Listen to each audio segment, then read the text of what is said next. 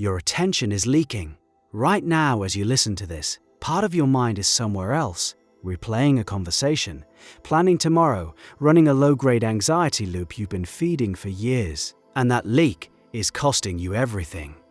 By the end of this, you'll understand why every spiritual master who ever lived pointed to the same single skill as the gateway to transformation, and why Charles Haanel built an entire system around it. In 1912, Haanel began circulating a course in 2004 weekly lessons to a small group of students, the Master Key System. It spread hand to hand, quietly, for over a decade before it was published as a book. The content covered universal mind, the law of attraction, the creative power of thought. But underneath all of it, threaded through every single lesson like a steel cable, sat one instruction repeated with almost obsessive intensity.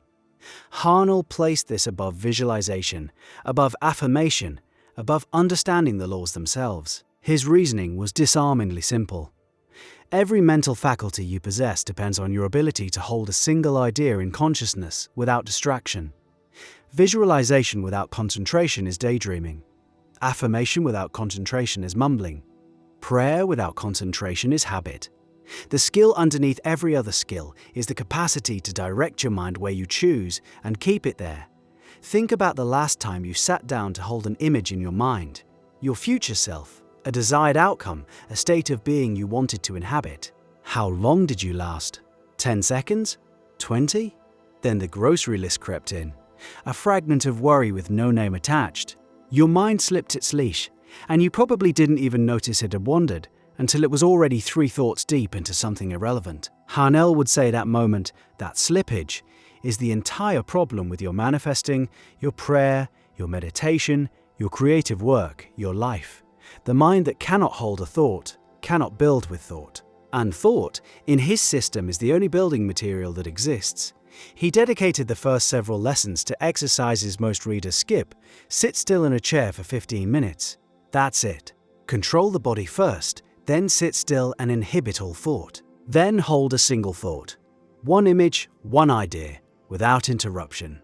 He prescribed these like a doctor prescribing physical therapy after surgery.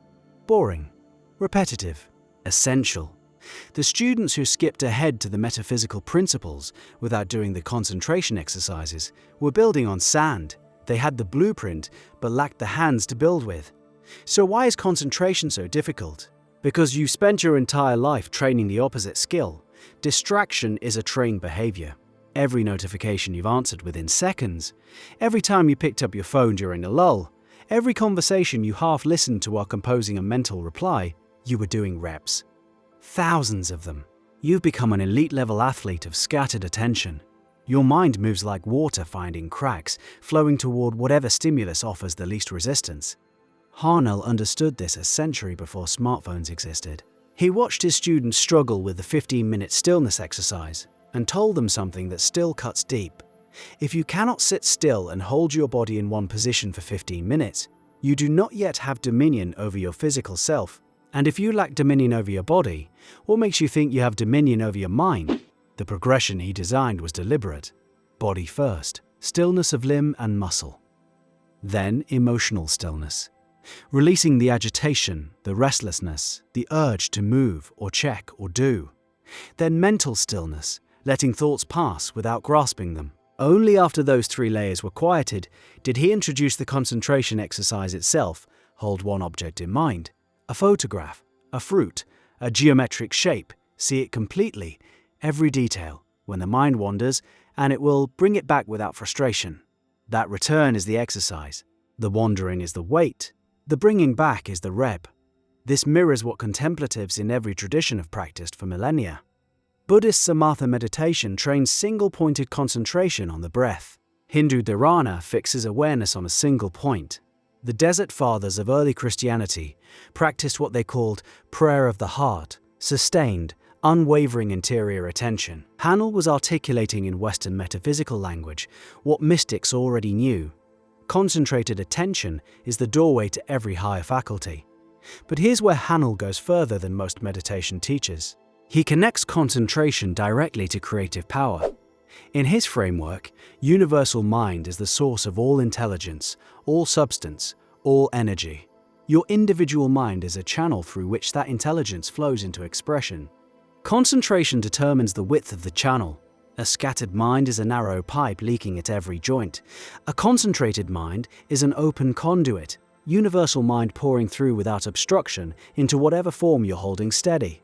This means concentration has a double function. It quiets the noise that blocks reception, and it shapes the signal that gets transmitted. You're simultaneously clearing the channel and aiming it. When you hold the image of your desired reality with sustained focused attention, you're doing two things at once. You're aligning with the universal source, and you're impressing a specific pattern onto the mental substance that becomes physical reality. Haanel was blunt about the consequences of weak concentration. He compared it to a leaking battery. The energy is there, the potential is there, but it dissipates before it can do any work. You might hold a beautiful vision for 30 seconds, feel the reality of it, sense the power building, and then your phone buzzes, or a doubt creeps in, or you remember something unpleasant, and the charge drains.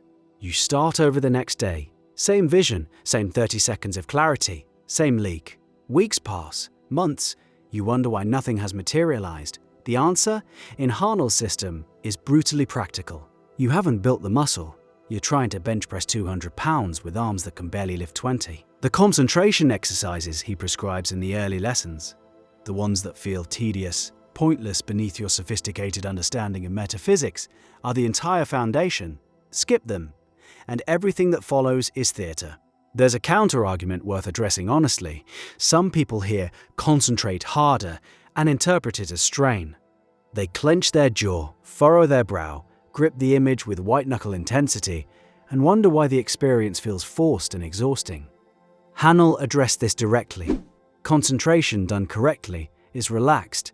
It resembles fascination more than effort. Watch a child building with blocks, completely absorbed, effortlessly present, oblivious to everything else. That quality of attention, soft focus with total engagement.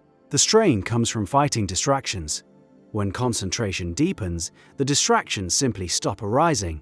The mind settles into the image the way your body settles into warm water.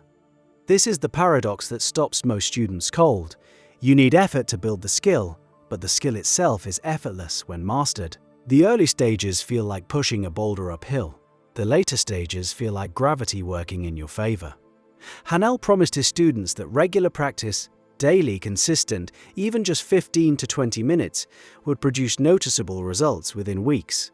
The mind would become quieter, thoughts would become clearer. The ability to hold an image would extend from seconds to minutes. And with that extension, the creative power of thought would multiply in direct proportion. He used the analogy of sunlight through a magnifying glass. Diffused sunlight warms the skin. The same sunlight concentrated through a lens ignites paper. The energy is identical. The difference is focus. Your mental energy, scattered across 40 concerns, warms nothing.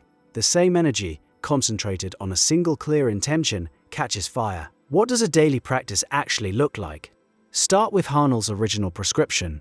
Choose a quiet space, sit comfortably, spend the first few minutes simply being still. Let your body settle. Let your breath find its own rhythm, without controlling it. Then choose your object of concentration. In the early weeks, use something simple. A candle flame, a colored shape, a single word. Hold it in your mind's eye. See it clearly. When you notice your attention has drifted, bring it back gently. No frustration, no self-criticism. The noticing is progress. The returning is the practice. Over weeks, extend the duration and shift the object from simple shapes to your actual desired reality, the state you want to live from, the version of yourself you're assuming. You'll know the practice is working when something shifts in your daily life outside the exercise. Your reactions will slow down. The gap between stimulus and response will widen. You'll catch negative thought patterns earlier, sometimes before they fully form. Conversations will feel different because you're actually present for them. Creative solutions will appear during idle moments because your mind has learned to stay with problems instead of bouncing off them. These are side effects of concentration training. The main effect, the creative manifesting power Haanel described, builds quietly underneath, like roots spreading before the tree breaks the surface. The master key system makes a claim that sounds extreme until you test it. Every condition in your outer life traces back to the quality of your inner attention. Poverty, illness, conflict, stagnation, all symptoms of a mind that cannot hold its own chosen thoughts long enough for them to crystallize into form. Wealth, health, harmony, growth. Symptoms of a mind that has trained itself to concentrate with precision and hold with patience. You already have the energy. You already have access to universal mind. The connection was never severed. It was just diffused, scattered across 1,000 small distractions until the beam lost coherence. Haanel's entire system comes down to one discipline: gather the light back, aim it, hold it steady, and watch what catches fire.